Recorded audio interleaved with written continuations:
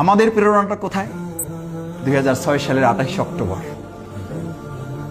আমার প্রিয় ভাই রেজাল করিম, আমার আরো অনেক ভাইরা এখানে আছে। আমরা প্রেরণার জায়গাটা আমাদের অনেক ভাইরা লিখেছেন, আমাদের অনেক শ্রদ্ধাভাজন মুরব্বীরা লিখেছেন। বাইতুল মোকাররমের উত্তর গেট, সেদিন বাইতুল মোকাররমে শুধু পল্টন ময়দান ছিলেন না, ওটা বদরের একটা ময়দান ছিল। কারণ সেখানে একইভাবে আমরা চিত্রিত দেখেছি যে রাসূল সাল্লাল্লাহু আলাইহি ওয়াসাল্লামের সাহাবীগণ বদরের যে প্রেরণা আমাদেরকে তৈরি করেছিলেন, আলহামদুলিল্লাহ সকাল 7টা থেকে শুরু করে সন্ধ্যা 7টা 12 ঘন্টা আমাদের ভাইরা এখনো টিভিতে ফুটেজ পাবেন, দেখায় আমাদের প্রতিপক্ষরা, লাল চিহ্ন দাগ দিয়ে আমাদের ব্যক্তিদেরকে দেখায়, এই হচ্ছে ছাত্র শিবিরের সেনাপতি, এই হচ্ছে জামাত ইসলামী নিজামী সেনাপতি, হাতে কি একটা লাঠি দেখায়। আর তার বিপরীতে ওই মিডিয়াগুলোই সেদিন ছবি তুলেছিল, বিশ্বকে দেখিয়েছিল পিস্তল নয়, বন্দুক নয়, শুধু এসএমজি নয়, শুধু AK-47 দিয়ে আমাদের ভাইদের উপরে এক নাগারে গুলি করে একের পর এক শহীদ করেছে। আমার চোখের সামনে আমাদের ভাইদের কফিন যখন রাখা হয়েছে, আমার ভাইয়েরা আমাদের জামা টেনে ধরে বলেছে, মাসুদ ভাই এখন কি এই যুদ্ধ চলবে নাকি আমাদের এই রক্তাক্ত শহীদের কফিন গুলো অন্তত আমরা সরাবো? আমাদের বাইরে সেদিন চিৎকার করে বলেছিল বদরের চেতনা হচ্ছে, এই যুদ্ধে আমাদের হয় বিজয়, না হলে আমাদের এই শহীদ ভাইদের রক্তের বদলা হিসাবে আল্লাহর জমিনে আল্লাহর দ্বীন কায়েমের পতাকা উত্তোলন করে।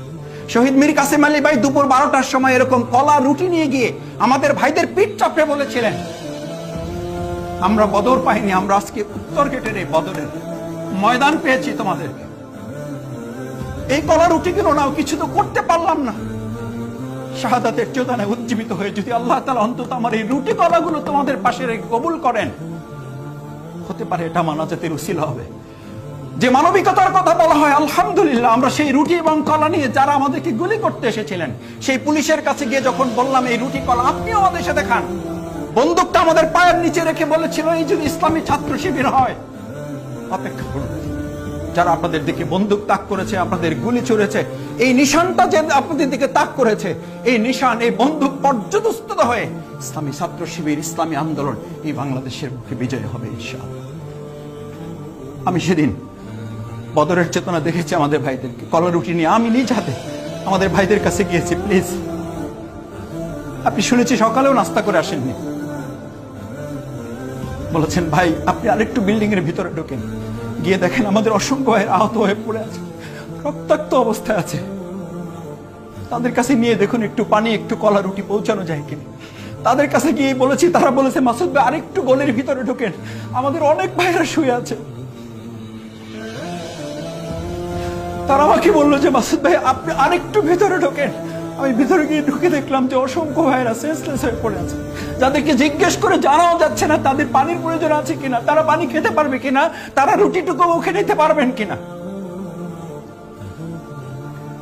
আমাদের জামাত ইসলামী, ইসলামী ছাত্র শিবিরের প্রতি শুকরিয়া আদায় করি, আলহামদুলিল্লাহ আল্লাহ তাআলা দয়া করে যদি অন্তত কাল কিয়ামতের কঠিন আবু উবাইদা মুআজের সাথে আমাদেরকে দাঁড় করিয়ে দিয়ে মাফ করে দেন। আলহামদুলিল্লাহ শহীদ মুজাহিদ আমাদের প্রস্তুতি তো সবাই নিয়ে এসেছিলেন, শহীদ মুজাহিদের ডায়েরি পড়েছেন আপনারা।